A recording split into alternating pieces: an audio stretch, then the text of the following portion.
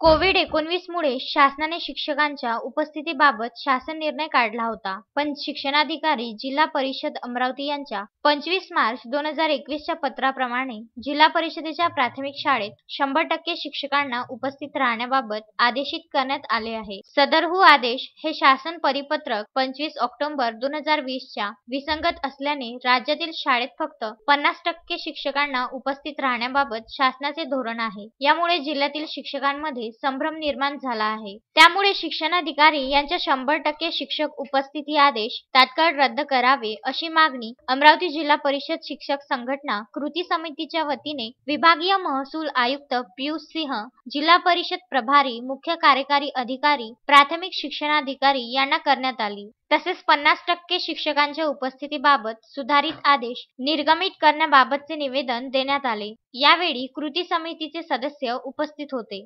अमरावती जिल्हा परिषद शिक्षण समितीची जी सभा झाली त्या सभेमध्ये की 100% शिक्षकांची उपस्थिती शाळेमध्ये असावी, परंतु आमची मागणी अशी आहे की शासनाचं जे परिपत्रक आहे त्या परिपत्रकामध्ये असं दिलेलं आहे शासनाने की 50% उपस्थिती शाळेमध्ये असावी, 100% उपस्थितीचं काही कारण नाही। आणि कलेक्टर साहेबांनी सुद्धा पत्र काढलेलं आहे, त्याच्यावर ते 2 पत्र आहे।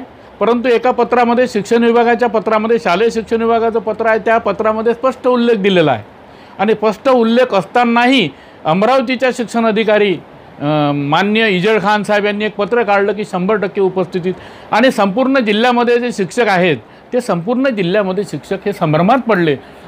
वास्तविक पाहता मुलं शाळेत नसताना किंवा जिल्हाधिकारी साहेबांनी पत्र काढलं असताना की शाळांना टाळे अशा प्रकारची एक डेडलाईन दिली होती वर्तमानपत्रामध्ये, परंतु मग शाळांना टाळे म्हटल्यानंतर मग गुरुजींनी काय करायचं, त्या फाटकाच्या वरून उडून जायचं का शाळेत?